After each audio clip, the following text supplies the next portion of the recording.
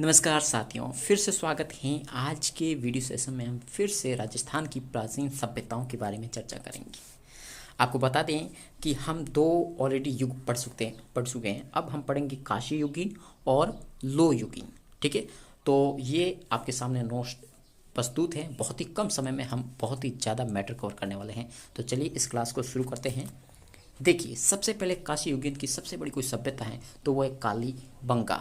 इसे आप मिनी हड़प्पा कह सकते हैं, क्योंकि कालीबंगा हड़प्पा के समकालीन भी है, उससे प्राचीन भी हैं। जो वहाँ की चीज़ें मिली वो यहीं पर भी मिली। इससे लगभग कुछ लोग तो इसको तीसरी राजधानी भी कहते हैं हड़प्पा की। और चलिए अब जानते हैं इसके बारे में। सबसे पहले उपनाम है दीनहीन बस्ती। क्या है? दीनहीन बस्ती। और इसको नगरीय सभ्यता भी कहते हैं और इसको काशी युगीन सभ्यता भी कहते हैं। जो आप कालीबंगा शब्द पढ़ते हैं ये पंजाबी शब्द हैं जो बंगा से बना है, और बंगा का अर्थ होता है चूड़िया। और आपको बता दें यहाँ पर काले रंग की चूड़िया थी, इसलिए कहा जाता है इसका नाम पड़ा कालीबंगा। नदी की बात करें, घग्गर, प्राचीन नदी द्रस्वती या सरस्वती आप कह सकते हैं। कालक्रम इसका ध्यान रखिए आप, 2350 से 1750, यानी जो हम हड़प्पा सभ्यता पढ़ते हैं उसके समकालीन। सर्वप्रथम जो प्रमाणिक जानकारी देने वाले हैं वो है एल.पी. टेसीटोरी। कौन है? एल.पी. टेसीटोरी। इसकी खोज 1952 में अमलानंद घोष ने की थी। इसका उत्खनन हुआ 1960, 61, 69 में। बी.वी. लाल थे, बी.के. थापर थे, इनके सहयोगी भी थे। क्वेश्चन यहाँ से भी बनता है तो ध्यान रखना। एम.डी. खरे थे, के.एम. श्रीवास्तव थे, एस.पी. जैन थे। अगला है हमारा जो ये इनकी जो विशेषताओं के बारे में हम चर्चा करें तो यहाँ पर ध्यान रखना, ये पूर्व हड़प्पा और समकालीन हड़प्पा के यहाँ के साक्ष्य हमें यहाँ पर मिलते हैं। और ये लगभग आज से 6000 वर्ष पुरानी मानी जाती हैं। दो टीले मिलते हैं, एक पश्चिमी टीला, एक पूर्वी टीला, जो कि सामान्यतः हम हड़प्पा सभ्यता में ऐसा पढ़ते हैं कि पश्चिमी टीला ऊंचा होता है, वो दुर्ग होता है, दुर्गनुमा वहाँ पर संरचना होती है। जो पूर्वी टीला होता है वो बिना दुर्ग का टीला होता है। ठीक है, सामान्यतः यहाँ जनता निवास करती है, ये एक बस्ती होती है। ठीक है, और ध्यान रखना ये जो दोनों बस्तियाँ हैं वो अलग अलग सुरक्षात्मक कच्ची मिट्टी की ईंटों से बनी दीवारों से इसको घेरा गया है। और यहाँ पर दोहरा परकोटा है, ये ध्यान रखना है आपको। 5 स्तर हैं, जो प्रथम और द्वितीय स्तर जो हैं वो हड़प्पा से भी प्राचीन है, यानी आप कह सकते हैं पाक हड़प्पा। ठीक है, लेकिन जो तीसरा, चौथा और पांचवा जो लास्ट वाला 3 स्तर हैं वो हड़प्पा के समकालीन हमें मिले हैं उत्खनन के दौरान। यहाँ पर सुव्यवस्थित नगर भी हैं, समकोण प्रकार की सड़कें हैं और बहुत बड़ा एक सर्कल मिला जैसे हम ऑक्सफोर्ड भी कहते हैं। और दरवाजे सामान्यतः ये गलियों में खुलते हैं, मेन सड़क पर ये इनके जो दरवाजे हैं नहीं खुलते हैं। फर्श की बात करें तो यहाँ पर फर्श में एक अलंकृत ईंट हमें मिली हैं। पक्की ईंटों की ये नालियाँ भी बनाते थे, हालांकि लकड़ी की ईंटें भी मिली हैं, लकड़ी की नालियाँ भी मिली हैं, स्नानागार हैं, चबूतरे हैं, कुएं हैं। ठीक है, पक्का जो मकान है वो कच्ची ईंटों से बने हैं और कच्ची ईंटें सामान्यतः धूप में पकाई जाती हैं, न कि भट्टी में। ठीक है, ये 30 बाई 15 बाई 7.5 की ईंटें हैं। ठीक है, छत लकड़ी की बल्लियों से बनाते थे, उस पर मिट्टी का लेप कर लेते हैं। नाली यहाँ पर लकड़ी की भी मिली है और पक्की ईंटों की नाली भी हमें यहाँ मिली है। और सामान्यतः जो अन्य स्थान है वहाँ पर कच्ची ईंटों की नाली मिली है। तो भूकंप के साक्षी यहाँ पर मिले हैं, क्योंकि हमें दीवारों में जो दरार देखी उस हिसाब से हमने पता लगाया कि यहाँ पर जरूर भूकंप आया होगा। चूल्हे जो तंदूर के समान है वो मिले, खेतों के साक्षी मिले हैं। परकोटे से बाहर दक्षिण पूर्व दिशा में, देखो ये सीधा क्वेश्चन ऐसे बनता है। ठीक है, तो परकोटे से बाहर दक्षिण पूर्व दिशा में खेतों के साक्षी मिले हैं। ठीक है, समकोण पर काटती हुई हल रेखाएं मिली हमें। इसका मतलब यहाँ पर 2 फसलें उगाई जाती थी, एक गेहूं और जौ। और हमें सामान्यतः यहाँ पर कपास के भी साक्षी मिलते हैं, तो सामान्यतः यहाँ कपास भी होता होगा। देखिए, पशुपालन की बात करें तो हमें यहाँ से ऊँट की अस्थियाँ मिली है, जैसे मोहनजोदड़ो में मिली उस प्रकार। प्रमुख पशु यहाँ का कुत्ता हुआ करता था। कब्रिस्तान हमें मिला है और बस्ती के दक्षिण में कब्रिस्तान हमें देखने को मिला है। अंडाकार कब्रें बहुत मिली यहाँ पर। 3 प्रकार की समाधान पद्धतियाँ यहाँ पर हैं। ये शव को गाड़ते थे, सिर को उत्तर दिशा में रखते थे, पैर को दक्षिण में रखते थे, साथ में बर्तन, आभूषण, मणियाँ और जो भी सामग्री हैं वो साथ में गाड़ देते थे। यहाँ से युगल समाधि के अवशेष भी मिले हैं। मस्तिष्क शोध प्रमाण, यानी आप शल्य चिकित्सा कह सकते हैं, 6 छेद के सिर में मिले हैं, तो उस आधार पर हम ये पता लगाते हैं। मर्दबाण यहाँ पर लाल और गुलाबी मिले हैं। और अन्य सामग्री की बात करें तो यहाँ पर तस्तियाँ हैं, टोटीदार जो घड़े हैं, मिट्टी के खिलौने हैं, गाड़ी हैं, पहिए हैं, बैल की खंडित प्रतिमा है, हड्डियों से बनी सलाइयाँ हैं, पत्थर से बने सिलबट्टे हैं, तांबे का परशु है, तांबे का बैल है, बाट है, हाथी दांत का कंगा है, कांच की मणियाँ हैं। ये यहाँ पर सामान्यतः सामग्री हमें देखने को मिलती हैं। यहाँ के जो मिट्टी के बर्तन हैं वो थोड़े पतले हैं, थोड़ा सुंदरता और सुडोलता का यहाँ अभाव है।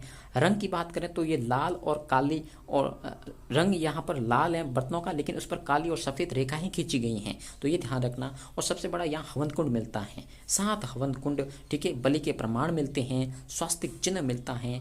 मोहरों की बात करें तो तांबा, सैलखड़ी, मिट्टी, इन 3 धातुओं से ये मोहरे बनाते थे।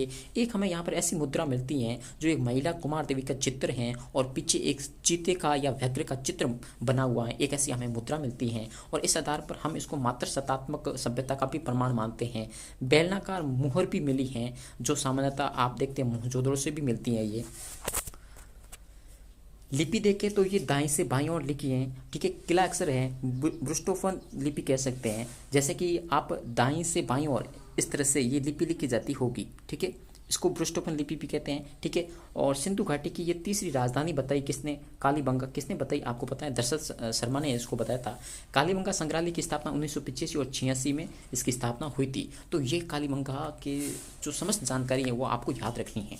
अगला हम पढ़ रहे हैं रंग महल। इसका उत्खनन 1952 और 54 में डॉक्टर श्रीमती अन्ना रीड, स्वीडन टीम आई थी पूरी उनके साथ, उन्होंने किया है। मुख्य भोजन यहाँ पर चावल है। देखिए ये बहुत इंपॉर्टेंट क्वेश्चन है कि इसका मुख्य भोजन क्या है? चावल है। मांस भी ये खाते थे, जैसे भैंस का, सूर का, पक्षी, मछली, जो भी। गुरु शिष्य की मूर्ति मिली है जो कि गांधार शैली से मिलती जुलती है। मिट्टी की प्रतिमा मिली है जो गुप्तकालीन है और उस पर एक लेख लिखा हुआ है, यशोदा कृति, ठीक है। 105 ताम्र मुद्राएं मिली जो कुषाणोत्तर काल यानी कुषाण के बाद का जो काल आता है उस समय की हैं और इसको मुरंडा नाम दिया गया है। पंचमार्ग की गण मुद्राएं मिली है। कनिष्क प्रथम का भी सिक्का मिला है और यहाँ तक कि हुइस्क हैं, वासुदेव हैं, कनिष्क दत्ती हैं, इनके भी सिक्के हमें रंग महल से देखने को मिलते हैं। थोड़ा यहाँ पर ध्यान रखना, यहाँ पर हनुमानगढ़ है, गंगानगर टाइप हो गया, तो ये ध्यान रखना थोड़ा सा, ठीक है। अगला हम बात करते हैं, देखिए पीलीबंगा, ये आपके हनुमानगढ़ में है, घग्गर नदी के किनारे। अगली है चौथी, ये बीकानेर में है। 1953 में इसका खोज अमलानंद घोष ने किया। इसको कालीबंगा प्रथम भी कहते हैं क्योंकि जो चौथी सभ्यता है यहाँ से कालीबंगा से मिलते जुलते हमें प्रमाण मिले हैं। बरौर आपका अनूपगढ़ है जो कि गंगानगर में पड़ता है। करणपुरा आपका हनुमानगढ़ है। तो हमने ताम्र भी पढ़ा, कांस्य भी पढ़ा, अब आ गए हम लो काल में। पूरा पाषाण भी हमने पढ़ा था, अब हम लो युग के बारे में पढ़ने वाले हैं। देखिए सबसे पहले है रेड जो कि निवाई टोंक में है। इसकी उत्खनन जो बात करें तो वह दयाराम साहनी 1938 में, के.एन. पुरी भी साथ में थे जिन्होंने अंतिम रूप से इसका उत्खनन किया है। नदी की बात करें तो ये ढील नदी के किनारे हैं। साक्ष्यों की बात करें तो 115 कूप मिले हैं यानी कि कुएं मिले हैं। 3075 चांदी की आहत मुद्राएं मिली हैं। ये बहुत ज़्यादा इंपॉर्टेंट है, इसको नोट कर लीजिएगा आप। यहाँ से जो 3075 की चांदी की आहत मुद्राएं हैं वो मालव से, मित्र, यूनानी अपोलोडोट्स, इंडो सेसेनियन, ये इन सिक्कों से मिलते जुलते हैं, ठीक है। और शीशे की एक मोहर मिली है जिस पर मालव जनपद श लिखा हुआ है। मर्दभांड पहिए पर निर्मित है, ठीक है। घर ईंटों से बनाते थे। लोह सामग्री का विशाल भंडार मिला, इसलिए भारत की टाटा नगरी भी इसको रेड को कहते हैं। बहुत ज़्यादा इंपॉर्टेंट है। यहाँ से हमें मौर्य काल और शुंग काल के भी अवशेष देखने को मिलते हैं। देखिए अगली है जोधपुरा जो कि कोटपुतली बहरोड में पड़ती हैं। इसका उत्खनन R.C. अग्रवाल और विजय कुमार ने किया 1972 और 73 में। नदी साबी है, टीला था, धरतूल घाट, लोहे की भट्टियां यहाँ पर मिली हैं। इसवाल उदयपुर में है। लोहे उद्योग के साक्ष्य यहाँ पर हमें देखने को मिलते हैं। सुनारी की बात करें तो ये नीम का थाना सीकर में है। नदी कांतली है। उत्खनन राजस्थान पुरातात्विक विभाग ने 1980 में किया। इसका प्राचीनतम लोह भट्टियां यहाँ पर देखने को मिलती हैं। भीनमाल की बात करें तो ये 1953-54 में इसकी खोज R.C. अग्रवाल ने की। रोमन एम्फोरा मिला है जो कि एक सुरा पात्र होता है शराब पीने के लिए। शक शत्रप के सिक्के यहाँ से हमें देखने को मिलते हैं। नोह भरतपुर में है आपका, ठीक है। खोज R.C. अग्रवाल ने 1963-64 में इसकी खोज हुई। यहाँ से झाक बाबा की मूर्ति मिली है। चुनार के चिकने पत्थर मिले जो कि मौर्य युगीन हैं। 16 रिंग वेल मिले यानी कुएं मिले, अंगूठीदार मिले, ठीक है। चित्रित दूसरे मर्दभांड मिले हैं। पक्षी चित्रित ईंट मिली जो कि शककालीन है। कुषाण नरेश हुइस के यहाँ पर सिक्के देखने को हमें मिलते हैं। अगला है नगरी, जो कि चित्तौड़ में है। यहाँ से हमें महाभारतकालीन गुप्तकालीन सभ्यता के प्रमाण मिले हैं। खोज 1872 में कार्लाइन ने की थी। इसका उत्खनन 1904 में डॉक्टर भंडारकर, D.R. भंडारकर, 1915 और 16 में के.बी. सौंदरानंद ने इसका उत्खनन किया। नदी की बात करें तो ये बेडस नदी के किनारे हैं। ये यहाँ पर गुप्तकालीन मंदिर मिले हैं। आहत सिवी जनपद के हमें सिक्के मिले हैं। प्राचीनतम वैष्णव मंदिर की बात करें तो वो आपका नगरी में मिला है। बहुत ज़्यादा इंपॉर्टेंट है ये। देखिए अगला है नगर, जो कि उनियारा टोंक में है।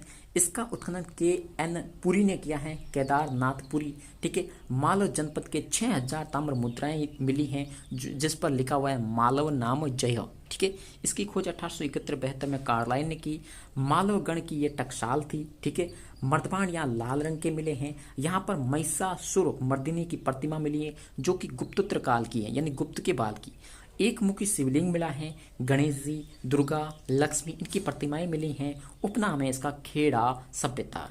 अगली है नलियासर सभ्यता, जो कि जयपुर में पड़ती हैं। इसका उत्खनन कर्नल हैंडले ने, दयाराम साहनी ने किया।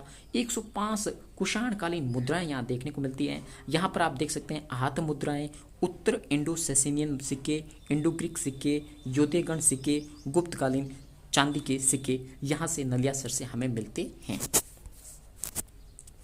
अगला है बैराट, बहुत ज़्यादा इंपॉर्टेंट है। लोह युग में अगर कोई सबसे इंपॉर्टेंट है तो यही है। ये आपका कोटपुतली बहरौल में पड़ता है। इसकी खोज 1837 में कैप्टन बर्ट ने की थी। प्रारंभिक कह सकते हैं, वैसे खोज दयाराम साहनी ने की सभ्यता के तौर पर। ठीक है, और लेकिन इसकी प्रारंभिक जो पता लगाया वो कैप्टन बर्ट ने लगाया, क्योंकि यहाँ पर सबसे पहले इसने अशोक शिलालेख खोजा था। ठीक है, प्राचीन नाम विराट नगर है। यहाँ पर बीजक पहाड़ी है, गणेश डूंगरी है, महादेव डूंगरी है। ठीक है, अशोक का शिलालेख खोजा। लिपि इस पर लिखी है ब्राह्मी। भाषा इसकी प्राकृत है, जिसको हम भाब्रू शिलालेख कहते हैं। बौद्ध धर्म होने का जो पुख्ता प्रमाण ये बैराट सभ्यता का जो अशोक का शिलालेख है वो देता है। यहाँ पर अशोक बुद्ध का जो त्रिरत्न है, बुद्ध धम्म संघ, वो हमें यहाँ से देखने को मिलता है। अशोक को मगध का राजा इसमें कहा गया है। गो हत्या प्रतिबंध का साक्ष्य भी इसमें लेख में लिखा हुआ हमें देखने को मिलता है। बैराट सभ्यता जो है इसमें हमें बौद्ध मठ मिले हैं, गोल मंदिर मिले हैं, बौद्ध विहार मिले हैं, चैत्य विहार मिले हैं। गहन सर्वेक्षण इसका 1871 में कार्लाइन ने किया। यहाँ तक कि इसका उत्खनन स्वाई राम सिंह द्वितीय ने भी किया, जिसके किलेदार थे कीताजी खंगारोत, जहाँ पर इनको सोने का कलश मिला। यहाँ पर बुद्ध के अवशेष मिले। खोज या उत्खनन की बात करें सभ्यता के तौर पर तो दयाराम साहनी ने 1936 में, साथ में थे नीलरतन बनर्जी, केदारनाथ दीक्षित, 1962 में इनकी फिर से उत्खनन इसका किया गया। भगवान बुद्ध की प्राचीन प्रतिमा मिलती है बीजक पहाड़ी, जो कि मथुरा शैली में बनी हुई है। संख लिपि के प्रमाण यहाँ से देखने को मिलते हैं। पत्थरों की प्रचुरता थी, लेकिन फिर भी भवन यहाँ पर इन्होंने ईंटों से बनाए हैं, और ईंटें सामान्यतः मिट्टी से बनती थी। 6 या 7 कमरे का भवन यहाँ पर हमें देखने को मिलता है। यहाँ के मिट्टी के पूजा पात्र मिले, मटके मिले, लोटे मिले, थालियाँ, घड़े, नाचता हुआ पक्षी, पत्थर के संदूक, लोहे की कीलें, सूती कपड़े में बंधी, बहुत ज़्यादा इंपॉर्टेंट है, ध्यान रखना। ये सूती कपड़े में बंधी 36 चांदी की मुद्राएं मिली हैं, जिनमें 8 पंचमार्क हैं, 28 इंडो ग्रीक हैं, और इंडो ग्रीक में देखें तो 16 मिनर की अकेले की मुद्राएं हैं। तो ये भी आपको ध्यान रखना है। ध्यान रखना यहाँ पर एक शब्द मिलता है प्रोलिएतालो। ये शब्द बैराट के लिए किसने प्रयोग किया? हैंसोंग ने, क्योंकि इस समय इसने यहाँ पर यात्रा की थी और इसने कहा कि इस सभ्यता को किसी ने नष्ट किया है तो वो मिहिर कुल ने किया है। ये बताता है हैंसोंग। ठीक है, अवशेष देखें तो महाभारतकालीन अवशेष मिलते हैं, क्योंकि यहाँ पर राजा विराट के बारे में जानकारी है। भीमताल, पांडवों ने यहाँ पर अज्ञातवास बिताया था। महाजनपदकालीन जानकारी मिलते हैं, जैसे हम मत्स्य जनपद पढ़ते हैं और उनकी राजधानी को पढ़ते हैं। बौद्ध धर्म के साक्ष्य अभी हमने पढ़े। मौर्य काल का जो हमने अशोक का जो अभी शिलालेख देखा है वो। मुगल काल में देखें तो अकबर की टकसाल हमें यहाँ देखने को मिलती है। तो मुझे उम्मीद है कि मैंने बहुत कम समय लिया आपका और बहुत ही अच्छी जानकारी आपके सामने प्रोवाइड करी।